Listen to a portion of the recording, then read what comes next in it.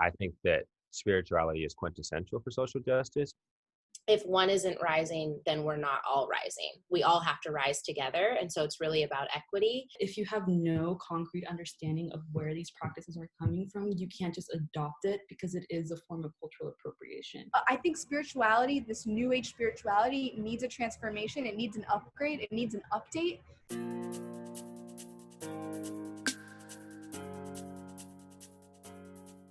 For me, my mom is like a medium and has been delved into spirituality for a long time. So in my household, I was kind of born into a household that had that.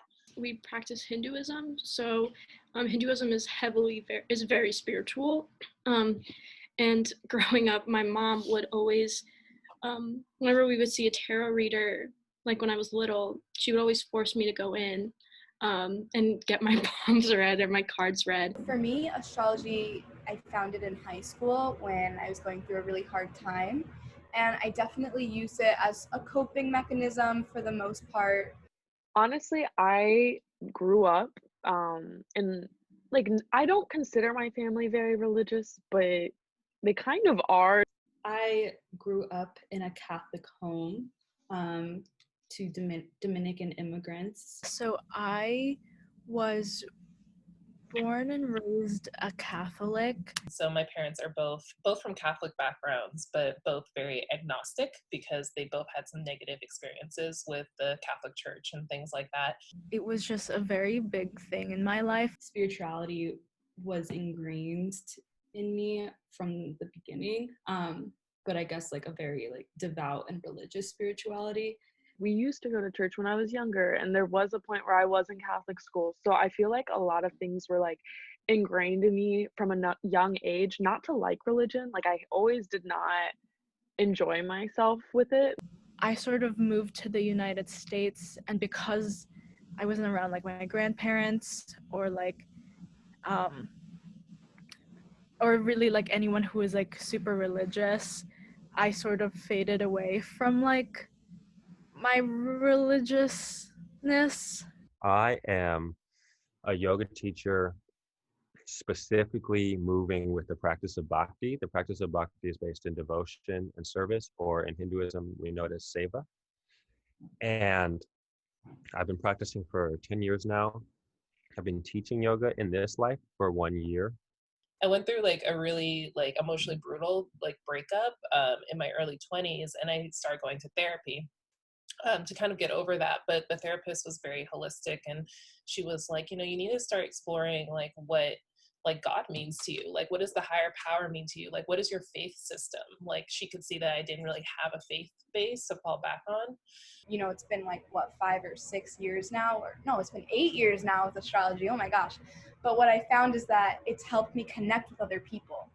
So it's helped me start conversations and kind of an icebreaker in a sense to get people to talk about themselves in a way that I feel isn't super egocentric because it's rooted in this ancient philosophy. In like my 20s, I had a time of like reclaiming it for myself when I moved away from home. And I was like, oh, this isn't just going to be like an automatic thing that surrounds me. I kind of have to decide.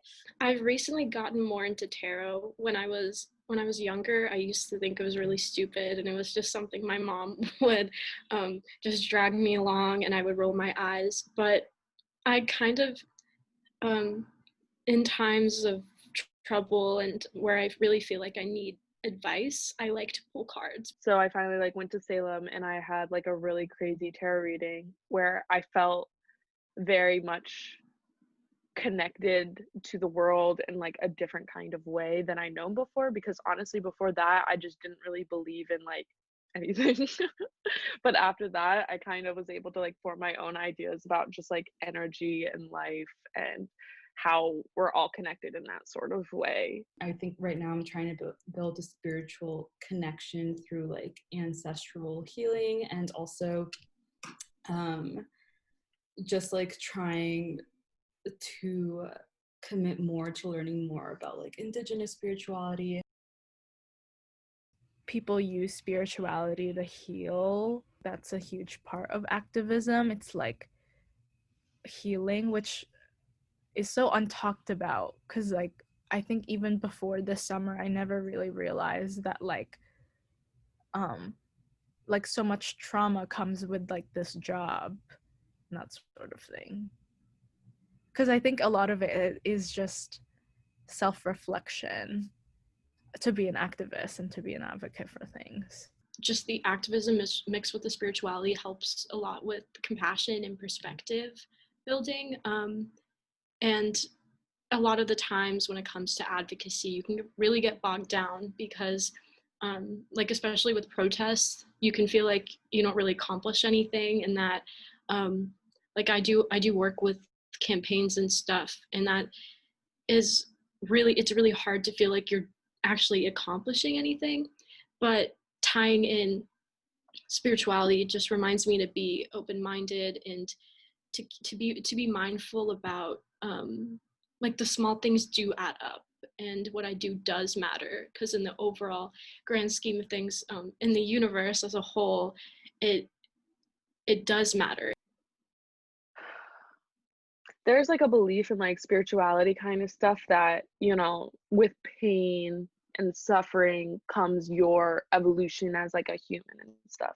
But then you get into like racism, homophobia, like xenophobia, like transphobia. Like you get into all of these things that are like so harmful that do not in any way lead to your evolution as like a human being. You know what I mean? So people are taking on magical attributes and accoutrements and applying them to themselves without historical context, which is appropriation. If you are not paying homage to the culture with which you've garnered your information, you are appropriating.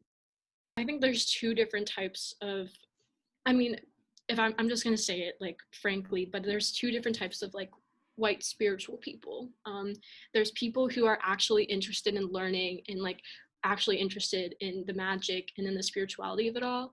And then there are people who are just doing it because it's trendy. Let's look at the white yoga community. How many white locks do you see? Regularly, right? Regularly. And these people are not considering the social implications of their hairstyles. You know why? Because the worst grade that they could get is hippie or bum. Not thief, not criminal, not rapist, not gangbanger. Hippie or bum. Yeah, yoga is so white here in the United States. It just is. And it's so elitist and it's so inaccessible. And I see Karen with her head wrapped. Just like Badu or Lauryn Hill, but without any social awareness of the implications of how much pain and tragedy Black women have had to go through by wrapping their hair, by trying to keep their hair not curly, by hiding it. You know what I'm saying? And a huge lack of awareness that traditionally, spiritually invoked people always wrap our heads because we don't want to catch the lower vibrational frequencies of our surroundings. And the thing is like that with the whitewashing, it's because people think it's like a trend. Like people don't take time to realize that like, okay, there may be indigenous roots in every single one of these spiritual customs, but we're just like adopting it and westernizing it, and it's becoming so common that people aren't thinking about it. We see this happening all the time, where it's like certain things that people of color have been ostracized for and teased and made fun of for then become popular and become mainstream by white people, and then that it becomes okay. I mean, this is the cliche answer, but it's all about educating and informing.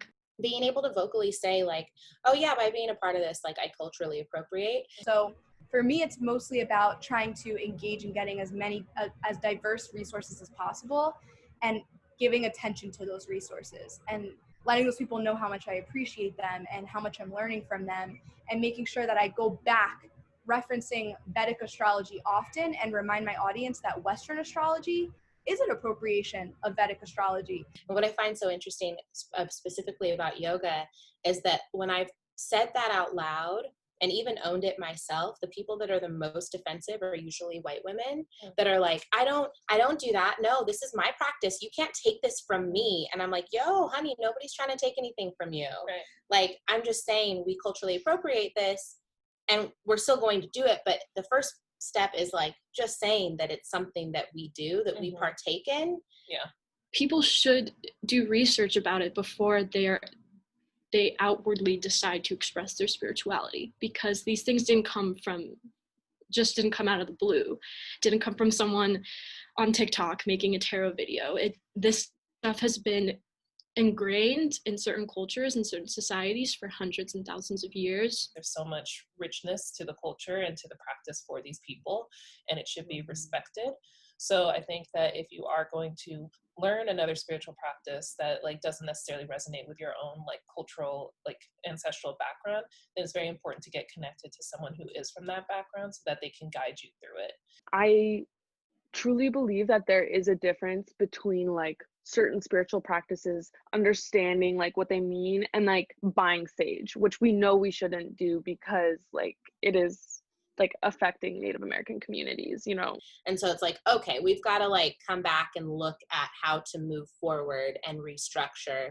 How do we not take away from the practice and everybody involved in that practice? And then also hold the person accountable for rehabilitation, you know, for saying, okay, how do we create reform with them if they are open and willing?